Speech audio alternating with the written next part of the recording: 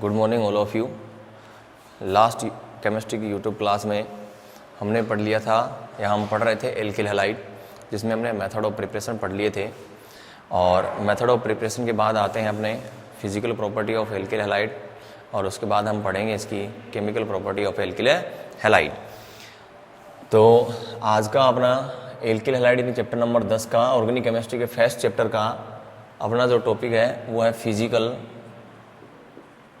Property of alkyl halide. Physical property of alkyl halide यानी कि alkyl halide के भौतिक गुणधर्म, एल्किल हैलाइड के भौतिक गुणधर्म हमने शायद पीछे या फिर अपनी क्लास में हमने डिस्कस पहले भी कर चुके हैं कि फिजिकल प्रॉपर्टी का मतलब है कि अपने को उस कंपाउंड की फिजिकल स्टेट, उसमें स्मेल कैसी आती है, वो कौन सी फॉर्म में है, लिक्विड में है, गैस में या सॉलिड फॉर्म में है, ये वो किस में घुलता है, किस में नहीं घुलता, उसका बॉइलिंग पॉइंट क्या है, उसका मेल्टिंग पॉइंट क्या है, उसकी डेंसिटी क्या है, ये सारी बातें हम पढ़ते हैं उसकी फिजिकल प्रॉपर्टी में। और केमिकल प्रॉपर्टी में पढ़ते हैं कि वो किसके साथ रासायनिक अभिक्रिया करता है, किसके साथ रासायनिक अभिक्रिया नहीं करता, वो कौन कौन सी केमिकल रिएक्शन शो करता है। तो आज हम पढ़ने वाले हैं इसकी भौतिक गुणधर्म। तो भौतिक गुणधर्मों में 3-4 पॉइंट अपने को सिंपल है, इसकी फिजिकल प्रॉपर्टी काफ़ी सिंपल है। तो एक तो अपना मेथिल क्लोराइड, एक है अपना एथिल क्लोराइड और एक है अपना मेथिल ब्रोमाइड। ये तीनों कंपाउंड जो है वो कौन सी फॉर्म में रहेंगे, गैस फॉर्म में रहेंगे। इसके अलावा अपने पास C18 तक यानी कि 18 कार्बन तक ये लिक्विड फॉर्म में अपने को मिलते हैं, और 18 से ऊपर अगर अपने पास कार्बन आते हैं तो ये सारे के सारे सॉलिड फॉर्म में होते हैं। ये शुद्ध अवस्था में रंगहीन और मीठी गंध वाले होते हैं, और जब भी इनको जलाया जाता है तो हरी ज्वाला के साथ ये क्या होते हैं, जलते हैं। तो अपना पहला पॉइंट क्या रहा कि मेथिल क्लोराइड, एथिल क्लोराइड और मेथिल ब्रोमाइड गैसीय फॉर्म में है तीनों के तीनों। कार्बन 18 तक, इनको छोड़कर कार्बन 18 तक सारे के सारे लिक्विड फॉर्म में आएंगे, और कार्बन 18 से ऊपर चले जाते हैं तब ये सारे के सारे सॉलिड फॉर्म में आते हैं। और ये जब भी इनको जलाया जाता है तो सारे के सारे हरी फ्लेम के साथ या हरी ज्वाला के साथ क्या होते हैं, जलते हैं। अब अपना नेक्स्ट जो पॉइंट आता है वो आता है इनका BP यानी कि बॉइलिंग पॉइंट। बॉइलिंग पॉइंट में हमने शायद पीछे भी एक दो बार पढ़ा होगा कि बॉइलिंग पॉइंट में हम डायरेक्ट ऐसा लिखते हैं, boiling point directly proportional by molecular weight. जिन कंपाउंड्स का मोलिकुलर वेट ज़्यादा होता है उनका बॉइलिंग पॉइंट क्या होता है, ज़्यादा होता है। यानी बॉइलिंग पॉइंट समानुपाती उसका अणुभार। अगर अपने पास डिफरेंट अणुभार आएगा तो जिसका अणुभार ज़्यादा होगा उसका बॉइलिंग पॉइंट भी क्या आएगा, ज़्यादा आएगा। जैसे हम एग्जांपल के लिए लें RF alkyl fluoride, RCl alkyl chloride, RBr alkyl bromide, RI alkyl iodide. तो अपने पास फ्लोराइड, क्लोराइड, ब्रोमाइड और आयोडाइड चारों के अंदर एल्किल ग्रुप क्या है, सेम है। तो फ्लोरीन से ज़्यादा मोलिकुलर वेट होगा क्लोरीन का, क्लोरीन से ज़्यादा होता है ब्रोमीन का, ब्रोमीन से ज़्यादा होता है आयोडीन का। तो आयोडीन का बॉइलिंग पॉइंट ज़्यादा होगा किससे, ब्रोमीन वाले से। ब्रोमीन से ज़्यादा से कम होगा क्लोरीन का, क्लोरीन से कम होगा फ्लोरीन का। नेक्स्ट एग्जांपल में ऐसे लिख ले हम कि अपने पास ले लिया हमने मेथिल क्लोराइड, दूसरा हमने ले लिया एथिल क्लोराइड, उसके बाद में हमने ले लिया प्रोपिल क्लोराइड, उसके बाद में हमने ले लिया ब्यूटिल क्लोराइड,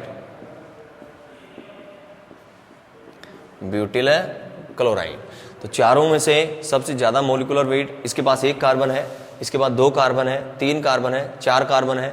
जो कार्बन बढ़ते जाएंगे उसका मोलिकुलर वेट बढ़ता जाएगा। तो ब्यूटिल क्लोराइड का मोलिकुलर वेट ज़्यादा होगा किससे, प्रोपिल क्लोराइड से। प्रोपिल क्लोराइड का मोलिकुलर वेट ज़्यादा होगा किससे, एथिल क्लोराइड से। और एथिल क्लोराइड का मोलिकुलर वेट ज़्यादा होगा किससे, अपने पास मेथिल क्लोराइड से। तो उसका बॉइलिंग पॉइंट का ऑर्डर भी क्या रहेगा, यही रहेगा। तो हम सीधा कहें कि बॉइलिंग पॉइंट जो है इसका मोलिकुलर वेट के क्या होता है, डायरेक्टली प्रोपोर्शनल होता है। एल्किल हैलाइड का जो बॉइलिंग पॉइंट जो होता है वो एल्केन से ज़्यादा होता है। तो ये बात भी हम यहाँ लिख लें, एल्किल हैलाइड का बॉइलिंग पॉइंट जो है वो एल्केन से ज़्यादा मिलेगा। और उसका हम रीज़न क्या देंगे, बॉइलिंग पॉइंट यानी कि सीधा लिख देते हैं BP। बॉइलिंग पॉइंट जो हो एल्किल हैलाइड का ज़्यादा होगा एल्केन से। उसका रीजन है कि एल्किल हैलाइड के अंदर भी हाइड्रोजन बॉन्ड एब्सेंट होते हैं और एल्केन के अंदर भी हाइड्रोजन बॉन्ड एब्सेंट होते हैं, लेकिन इनके अंदर बनने वाले जो इंटरमोलिकुलर फोर्स हैं, अंतराण्विक आकर्षण बल जो हैं वो ज़्यादा स्ट्रॉन्ग है, जिसकी वजह से एल्किल हैलाइड का बॉइलिंग पॉइंट जो है वो एल्केन से क्या होता है, ज़्यादा होता है। और ये पॉइंट हमने पढ़ लिया, boiling point directly proportional by अणुभार, यानी अणुभार बढ़ेगा तो उसका बॉइलिंग पॉइंट क्या होगा, बढ़ेगा। एक चीज़ और लिखनी है, boiling point inversely proportional by branch chain, यानी कि हम सीधा सीधा ये कहें कि अपने पास अगर कार्बन चेन के अंदर ब्रांच है यानी कि शाखाएं हैं तो उसका बॉइलिंग पॉइंट क्या हो जाता है, कम हो जाता है। तो इसका एग्जाम्पल भी हम ले लेते हैं, और एक साइड इसका एग्जाम्पल हमने लिया है CH3 CH2 CH2 CH2 Cl, यानी कि ब्यूटिल क्लोराइड हमने लिया। दूसरा एग्जाम्पल लिया CH3 CH2 CH CH3, ये हमने 2 डिग्री लिया। उसके बाद में हमने लिया CH3 CH3 CH3 और Cl, यानी कि 3 डिग्री लिया। Butyl chloride, secondary butyl chloride, tertiary butyl chloride, चारों का मोलिकुलर वेट क्या है, सेम है। डिफरेंट मोलिकुलर वेट आया तो ये वाला फॉर्मूला काम लेंगे, molecular weight directly proportional by boiling point है, अणुभार बढ़ेगा तो बॉइलिंग पॉइंट बढ़ जाएगा। अगर अपने पास सबका मोलिकुलर वेट क्या है, सेम आए, तब ये वाला फॉर्मूला काम में लेना है कि बॉइलिंग पॉइंट जो है वो इनवर्सली प्रोपोर्शनल किसके है, ब्रांच चेन के है। जितनी ज़्यादा ब्रांच चेन होंगी उसका बॉइलिंग पॉइंट उतना ही क्या होगा, कम होगा। तो ये अपने पास सीधी कार्बन चेन है, जिसका हमने नाम लिख सकते हैं एन ब्यूटिल क्लोराइड। इसका नाम लिखें तो लिखेंगे सेकेंडरी ब्यूटिल क्लोराइड, और इसका नाम लिखेंगे तो टर्सरी ब्यूटिल क्लोराइड। और इसमें कोई साइड चेन नहीं है, इसमें साइड चेन आ रही है, इसमें भी क्या आ रही है, साइड चेन आ रही है। तो अपने पास एन ब्यूटिल क्लोराइड का मोलिकुलर वेट ज़्यादा होगा किससे, सेकेंडरी ब्यूटिल क्लोराइड से। सेकेंडरी ब्यूटिल क्लोराइड का बॉइलिंग पॉइंट ज़्यादा होगा किससे, टर्सरी ब्यूटिल क्लोराइड से। तो अपने को 2 बातें याद रखनी है, अगर मोलिकुलर वेट डिफरेंट आए यानी कि अणुभार अगर असमान हो तो उसके लिए बॉइलिंग पॉइंट क्या होता है, डायरेक्टली प्रोपोर्शनल होगा, यानी अणुभार बढ़ेगा तो उसका बॉइलिंग पॉइंट भी बढ़ेगा। और यदि अपने पास मोलिकुलर वेट क्या है, सेम आए, तो अपने पास जितनी ज़्यादा ब्रांच चेन होंगी उसी हिसाब से उसका बॉइलिंग पॉइंट होगा, यानी कि जितनी ज़्यादा ब्रांच बढ़ेंगी उसका बॉइलिंग पॉइंट उतना ही क्या आएगा, कम आएगा। तो हम ये कहें कि सीधी कार्बन चेन जो होती है एल्किल हैलाइड में उसका बॉइलिंग पॉइंट ज़्यादा होता है बजाय किसके, ब्रांच चेन के। अब नेक्स्ट जो पॉइंट आता है फिजिकल प्रॉपर्टी में वो आता है इसकी डेंसिटी। तो डेंसिटी के लिए भी अपने को सीधी सीधी एक लाइन याद रखनी है, density directly proportional by molecular wait, यानी कि जिसका भी मोलिकुलर वेट ज़्यादा होगा उसकी डेंसिटी क्या होगी, ज़्यादा होगी। यानी घनत्व है डायरेक्टली प्रोपोर्शनल बाई अणुभार। अणुभार बढ़ने के साथ एल्किल हैलाइड का डेंसिटी भी यानी घनत्व भी क्या होता है, बढ़ता है। लास्ट पॉइंट है अपना सोल्युबिलिटी यानी कि विलेयता। सोल्युबिलिटी यानी कि विलेयता, यानी कि एल्किल हैलाइड किस में घुलता है, किस में नहीं घुलता। तो एक बार ये काफी इंपॉर्टेंट है, यहां पर मैं लिख रहा हूं Rx, यानी कि अपना ये है एल्किल हैलाइड। एल्किल हैलाइड में यहां पर हेलोजन, और हेलोजन की इलेक्ट्रोनेगेटिविटी ज्यादा है कार्बन से, तो इलेक्ट्रॉन ट्रांसफर किधर होंगे, हेलोजन की ओर। इस पे पार्सली नेगेटिव और इसके ऊपर पार्सली पॉजिटिव। तो सिंपल सी बात है, किस प्रकृति का हो गया, ध्रुवीय प्रकृति, यानी कि पोलर इन नेचर। किस नेचर का हो गया है, पोलर इन नेचर का हो गया है। और अपने पास वाटर जो होता है H2O, ऑक्सीजन की electronegativity partially negative partially positive, क्योंकि ऑक्सीजन की इलेक्ट्रोनेगेटिविटी ज्यादा है, तो ये भी किस नेचर का होता है, पोलर इन नेचर का होता है, यानी ध्रुवीय प्रकृति का होता है। और हमने पढ़ा है कि लाइक डिजोल्व लाइक, यानी कि जैसा है वो जैसे को घोलता है, ध्रुवीय को घोलता है, अध्रुवीय को घोलता है। तो ये भी ध्रुवीय प्रकृति का है, पानी भी ध्रुवीय प्रकृति का है। तो दोनों आपस में क्या होने चाहिए, सोल्यूबल होने चाहिए। लेकिन एल्किल हैलाइड है वो जल में क्या होता है, अविलयशील होता है। तो ये काफी इंपॉर्टेंट बात है, इसको याद रखना है कि एल्किल हैलाइड ध्रुवीय प्रकृति के होने के पश्चात भी जल में अविलयशील होते हैं। क्योंकि जब भी कोई कंपाउंड बनता है, मैं सीधा सीधा यहाँ पर लिखूं AA+BB, अपने पास मैं ये कह दूं कि एल्किल हैलाइड है, ये पानी है। ये इसके अंदर डिजोल्व जब भी होगा जब अपने पास ए बॉन्ड टूटेगा और बी बॉन्ड टूटेगा, और जब आपस में कौन से बॉन्ड बनाएंगे, ए बी बॉन्ड बनाएंगे। इसका मतलब ए जो है वो बी में क्या हो रहा है, मिक्स हो रहा है। अगर ए बी आपस में बॉन्ड नहीं बना रहे हैं, इसका मतलब ये दोनों आपस में मिक्स नहीं हो रहे। तो इसका रीजन हम ये देंगे कि एल्किल हैलाइड के बीच में जो बॉन्ड टूटेगा, पानी के बीच में जो बॉन्ड टूटेगा और उन दोनों के बीच में जो नया बॉन्ड बनेगा, उसकी जो एनर्जी होगी वो बहुत ज़्यादा होती है, जो उसको मिल नहीं पाती। इसलिए ये आपस कहने का मतलब एल्किल हैलाइड जो है वो पानी के अंदर डिजोल्व नहीं होता है। तो ये जो है वो अध्रुवीय कंपाउंड यानी नॉन पोलर कंपाउंड में क्या होता है, विलेसिल होता है, जैसे बेंजीन है, ईथर है, एसीटोन है। तो ये अपने को याद रखना है कि एल्किल हैलाइड ध्रुवीय प्रकृति का होने के पश्चात भी जल में एविलेसिल होता है, यानी कि alkyl halide polar in nature का होता है, फिर भी ये वाटर के अंदर इनसोल्यूबल होता है। उसका रीजन हम क्या देंगे कि सीधा रीजन देंगे कि एल्किल हैलाइड ध्रुवीय प्रकृति का होता है, परंतु CX बॉन्ड को टूटने के लिए जो एनर्जी चाहिए और H2O में OH बॉन्ड टूटने के लिए जो एनर्जी चाहिए वो नए बनने वाले बॉन्ड से क्या होती है, कम होती है। इसलिए एल्किल हैलाइड जो है वाटर में क्या होता है, अनसोल्यूबल होता है, यानी कि एविलेसिल होता है। अब अपने पास आती है इस चैप्टर का नेक्स्ट टॉपिक है, और नेक्स्ट टॉपिक जो है वो है अपने पास chemical property of alkyl halide, यानी कि एल्किल हैलाइड के रासायनिक गुणधर्म।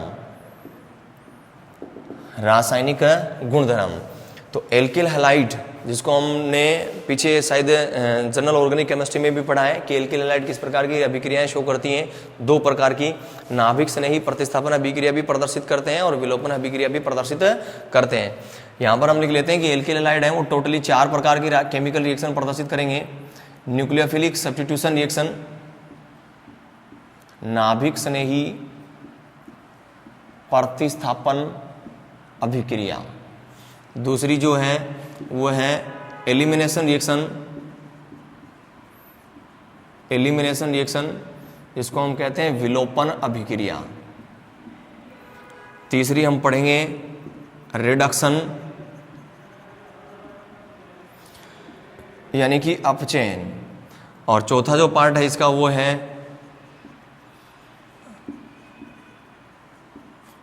रिएक्ट विद मेटल यानी कि धातुओं के साथ क्रिया।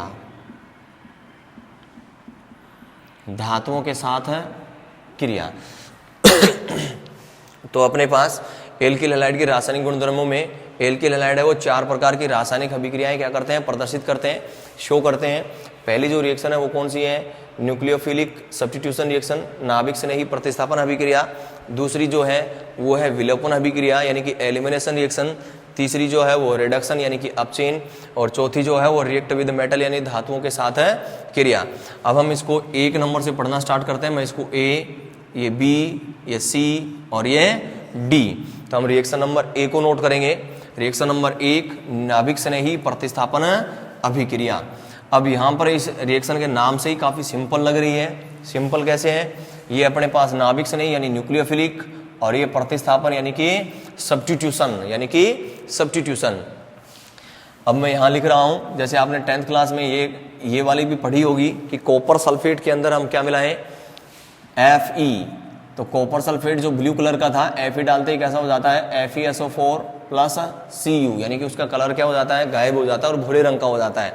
तो यहाँ पर भी हमने क्या लिखा था 10th क्लास में जब पढ़ा था कि Fe ने कॉपर को यहाँ से क्या कर दिया है, सब्स्टिट्यूट कर दिया, यानी कि प्रतिस्थापित कर दिया है। तो हमने इसको कहा था प्रतिस्थापन अभिक्रिया। ठीक इसी प्रकार से इस अभिक्रिया के नाम से क्या लग रहा है, नाभिक स्नेही प्रतिस्थापन अभिक्रिया, यानी कि यहाँ पर एक प्रबल नाभिक स्नेही जो है किसी दूसरे नाभिक स्नेही को क्या कर देता है, प्रतिस्थापित कर देता है। इसलिए इन रासायनिक अभिक्रियाओं को हम क्या कहते हैं, नाभिक स्नेही प्रतिस्थापन अभिक्रिया। तो यहाँ पर हम एग्जाम्पल के लिए लिखें RX यानी कि एल्किल हैलाइड, और एल्किल हैलाइड है वो पोलर इन नेचर का था यानी ध्रुवीय प्रकृति का था। तो RX में हेलोजन की इलेक्ट्रोनेगेटिविटी है ज़्यादा है, तो इसके ऊपर पार्सली नेगेटिव चार्ज आता है और इस पर कैसा चार्ज आता है, पार्सली पॉजिटिव। और अपने पास जो न्यूक्लियोफिलिक जो होता है उसके ऊपर भी कैसा चार्ज आता है, नेगेटिव चार्ज आता है। तो एक नेगेटिव वाला किसी दूसरे नेगेटिव वाले को, यानी कि ये भी न्यूक्लियोफिलिक की तरह बिहेव करेगा और यहाँ पर ये भी न्यूक्लियोफिलिक की तरह बिहेव करेगा। तो नाभिक स्नेही का क्या होगा, प्रतिस्थापन होगा, यानी ये वाला जो नाभिक स्नेही है वो इस वाले नाभिक स्नेही को यहाँ से क्या कर देगा, प्रतिस्थापित कर देगा। तो प्रोडक्ट अपना क्या बनेगा, RNU प्लस X माइनस। ऐसी अभिक्रियाओं को हम क्या कहेंगे, नाभिक स्नेही प्रतिस्थापन अभिक्रिया, यानी कि एक प्रबल नाभिक स्नेही एल्किल हैलाइड के नाभिक स्नेही को यहाँ से क्या कर देता है, प्रतिस्थापित कर देता है। इसलिए इन अभिक्रियाओं को हम कहते हैं नाभिक स्नेही प्रतिस्थापन अभिक्रिया। नाभिक स्नेही प्रतिस्थापन अभिक्रिया के कुछ एग्जाम्पल और, जैसे हमने लिया CH3 CH2 Cl और इसकी अभिक्रिया हमने करवाई NaOH के साथ, जो काफ़ी प्रबल अम्ल है। अगर NaOH हमने एल्कोहल के साथ लेंगे तो यहाँ पर विलोपन अभिक्रिया होगी, लेकिन हमने इसको ले लिया है एक्वस, यानी कि इसमें हमने क्या मिला दिया, पानी मिला दिया। और पानी मिलाने के बाद जो प्रबल अम्ल था यानी स्ट्रॉन्ग बेस जो था वो डाइल्यूट होकर कैसा हो गया है, वीक हो गया, यानी कि बहुत ज़्यादा इसको हमने डाइल्यूशन कर दिया। तो पानी मिलाते ही हमने इसको वीक कर लिया है। तो Na प्लस में डिवाइड होगा और OH किस में डिवाइड होगा, माइनस में। इसका मतलब यहाँ पर जो OH माइनस है वो किसकी तरह बिहेव करेगा, न्यूक्लियोफिलिक की तरह बिहेव करेगा। और यहाँ पर हमने लिया है CH3 CH2 Cl, क्लोरीन की इलेक्ट्रोनेगेटिविटी ज़्यादा है तो इसके ऊपर पार्सली नेगेटिव और इसके ऊपर पार्सली पॉजिटिव, यानी कि इसके ऊपर आंशिक ऋण आवेश, तो ये भी किसकी तरह बिहेव करेगा, यहाँ पर है न्यूक्लियोफिलिक की तरह। तो इस न्यूक्लियोफिलिक ने इस न्यूक्लियोफिलिक को यहाँ से क्या कर दिया, सब्स्टिट्यूट यानी प्रतिस्थापित कर दिया। तो प्रोडक्ट बना CH3 CH2 और यहाँ पर आ गया OH और ये Cl है वो Na के साथ में NaCl। तो ये भी किस अभिक्रिया का एग्जाम्पल हुआ, नाभिक स्नेही प्रतिस्थापन अभिक्रिया का एग्जाम्पल हुआ। यानी कि एक प्रबल नाभिक स्नेही ने दुर्बल नाभिक स्नेही को यहाँ से क्या कर दिया है, सब्स्टिट्यूट कर दिया है। नेक्स्ट एग्जाम्पल नाभिक स्नेही प्रतिस्थापन अभिक्रिया का, विलियमसन ईथर संश्लेषण अभिक्रिया।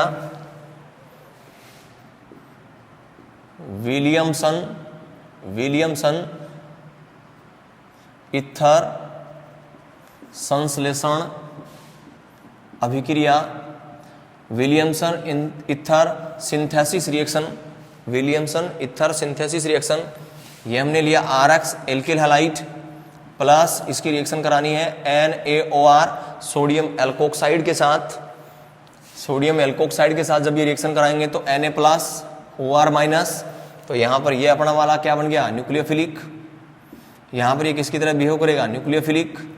तो जब ये रिएक्शन कंप्लीट होगी, यानी कि वही पोलर इन नेचर का है तो इसके ऊपर नेगेटिव और इसके ऊपर है पॉजिटिव, एक न्यूक्लियोफिलिक दूसरे न्यूक्लियोफिलिक को यहाँ से सब्स्टिट्यूट करेगा तो क्या बन जाएगा R और इसके साथ जुड़ जाएगा OR प्लस N के साथ में X NaX। तो यहाँ से क्या बना अपने पास, ईथर। इसलिए इस रिएक्शन को विलियमसन ने दिया था, तो इस रिएक्शन का नाम क्या है, विलियमसन ईथर सिंथेसिस, यानी कि विलियमसन ईथर संश्लेषण अभिक्रिया। ये भी किस प्रकार की अभिक्रिया है, न्यूक्लियोफिलिक सब्स्टिट्यूशन रिएक्शन, यानी कि एक न्यूक्लियोफिलिक ने दूसरे न्यूक्लियोफिलिक को यहाँ से क्या किया है, सब्स्टिट्यूट किया है। उसके बाद next example, RX alkyl halide की रिएक्शन हम किसके साथ करवा रहे हैं, KCN के साथ, पोटेशियम साइनाइड के साथ। और जब पोटेशियम साइनाइड के साथ रिएक्शन कराएंगे K प्लस Cn माइनस, वही ये पोलर इन नेचर का है, पार्सली नेगेटिव पार्सली पॉजिटिव। तो यहाँ पर अपना न्यूक्लियोफिलिक और यहाँ पर अपना न्यूक्लियोफिलिक, एक न्यूक्लियोफिलिक है वो किसी दूसरे न्यूक्लियोफिलिक को क्या कर देता है, यहाँ से सब्स्टिट्यूट कर देता है। तो यहाँ से प्रोडक्ट क्या बनता है, RCN। यहाँ पर ये आ जाएगा नहीं कि इसको ये सब्स्टिट्यूट कर देगा यहाँ से क्या प्रोडक्ट बन जाएगा, KX। तो ये अपना प्रोडक्ट क्या बना, एल्किल साइनाइड, यानी कि एल्किल नाइट्राइल IUPAC नाम में लिखेंगे। जब एल्किल नाइट्राइल से आपको 2 और 3 रिएक्शन आपको और ध्यान में रखनी है, जो आगे हम नेक्स्ट चैप्टर में भी पढ़ने वाले हैं। जैसे रिएक्शन नंबर 1, अगर हम इसका आंशिक जल अपघटन करवाएं, आंशिक जल अपघटन का मतलब इसका पार्सली जल अपघटन कराना है, थोड़ा सा इसमें जल मिलाना है। नेक्स्ट जो है वो करा दें हम इसका पूर्ण जल अपघटन। पूर्ण जल अपघटन का मतलब इसका कंप्लीट हाइड्रोलाइसिस अपने को करना है। और तीसरी रिएक्शन जैसे मेंडियस अपचेन, तीनों की तीनों इंपॉर्टेंट रिएक्शन है। अगर हम इसके साथ पार्सली जल अपघटन कराते हैं, देखो मैं इसको एक बार मिटा रहा हूँ, ट्रिपल बॉन्ड N, ये अपनी स्ट्रक्चर हो गई। आंशिक जल अपघटन कराएंगे तो इसमें क्या मिलाएंगे, H2O मिलाएंगे। और जब H2O मिलाएंगे तो ऑक्सीजन है वो कार्बन के साथ बॉन्ड बना लेगा और हाइड्रोजन है वो नाइट्रोजन के साथ बॉन्ड बना लेगा। तो अपने पास यहाँ से जो प्रोडक्ट बनेगा वो बनेगा RC+O NH2, यानी कि अपने पास प्रोडक्ट बनेगा एमाइड। और ठीक वैसे ही अगर इसका पूर्ण जल अपघटन कराएंगे तो पहले तो एमाइड बन जाएगा, यानी थोड़े से पानी मिलाते हैं एमाइड बन जाएगा। और बना हुआ एमाइड है वो पूर्ण, कहने का मतलब पूर्ण जल अपघटन कराएंगे तो इसमें और जल मिलाएंगे तो किसमें चेंज हो जाएगा, RC+O OH में चेंज हो जाएगा। और जब हम इसका मेंडियस अपचेन कराते हैं तो अपचेन यानी रिडक्शन का सीधा सीधा मतलब क्या है, इसमें क्या जोड़ना है, हाइड्रोजन जोड़ना है अपने को।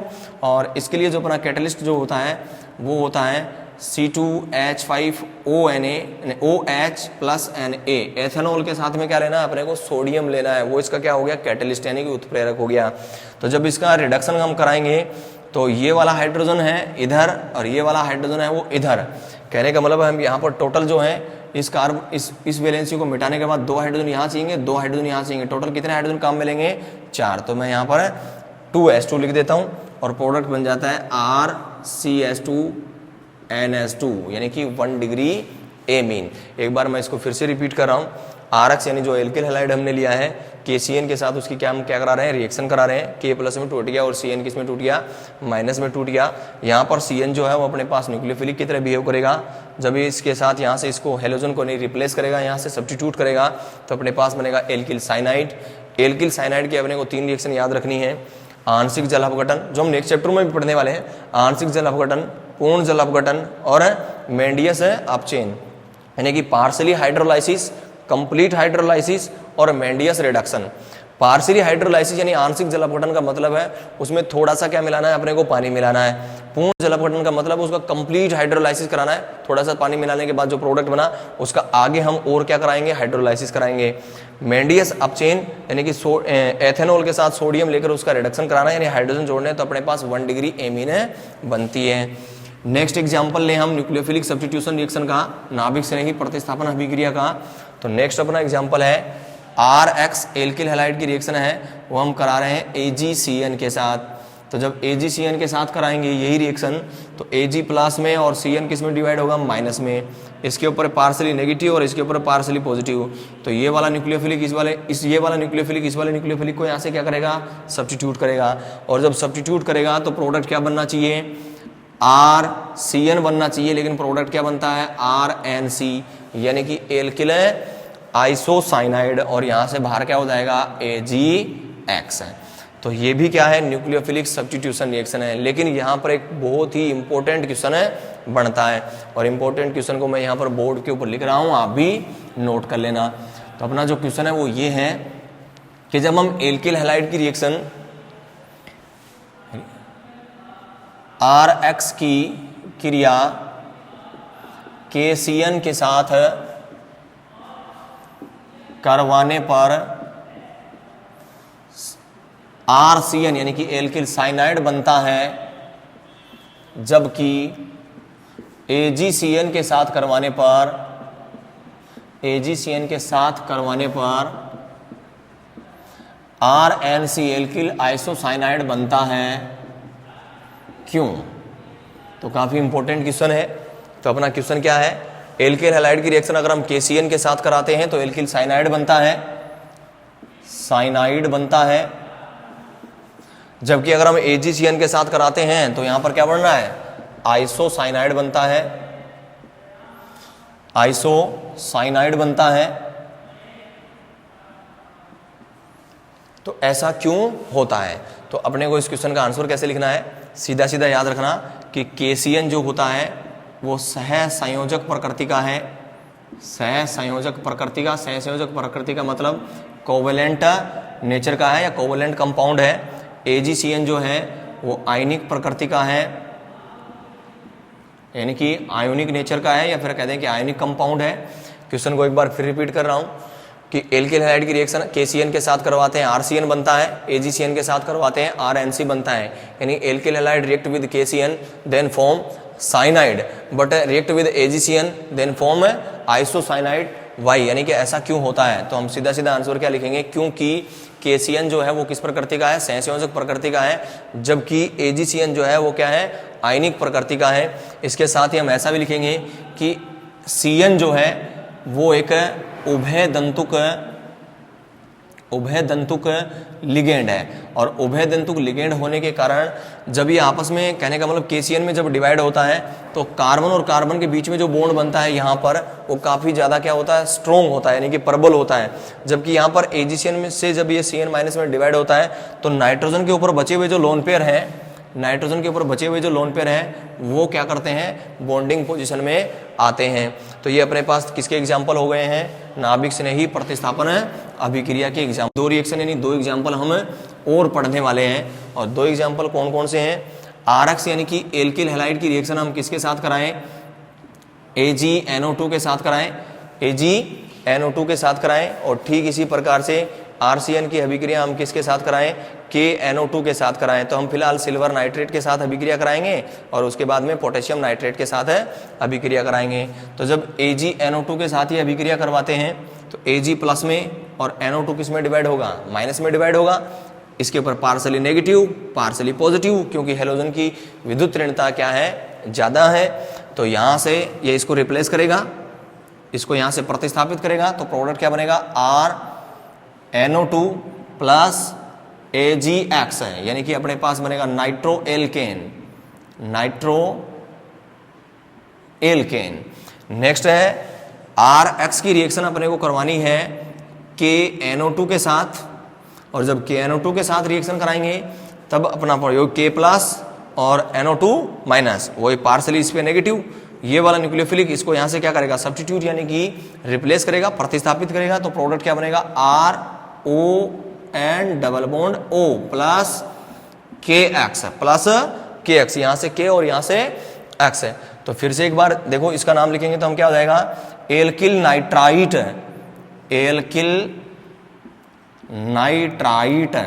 यानी कि जब पोटेशियम नाइट्रेट के साथ रिएक्शन करा रहे हैं तो एल्किल नाइट्राइट। जैसे ये क्वेश्चन बना है, सेम टू सेम क्वेश्चन ये है। यहाँ पर जो क्वेश्चन की जगह हमने KCN लिखा था वहां पर क्या लिखेंगे, AgNO2। और वहां पर जब AgCN लिखा तो वहां पर क्या लिखेंगे, KNO2। मैं क्वेश्चन को एक बार फिर से रिपीट कर रहा हूँ। जब एल्किल हैलाइड की रिएक्शन AgNO2 के साथ कराते हैं तो नाइट्रो एल्केन बनता है, जबकि KNO2 के साथ कराते हैं तो एल्किल नाइट्राइट बनता है। क्यों, सेम टू सेम रीजन वही है कि यहाँ पर जो CN जो था वो भी उभयतंतु लिगेंड था, ठीक वैसे ही NO2 भी क्या है, एक उभयतंतु लिगेंड है। उसके बाद में अपने पास एक सहसंयोजक यौगिक है और एक किस प्रकार का यौगिक है, आयनिक यौगिक है। तो यहाँ पर 2 एग्जाम्पल ये अपने हो गए हैं। नेक्स्ट रिएक्शन में या नेक्स्ट वीडियो में हम जो पढ़ने वाले हैं वो पढ़ने वाले हैं नाभिक स्नेही प्रतिस्थापन जो अभिक्रिया है उसके टाइप पढ़ने वाले हैं। Thank you.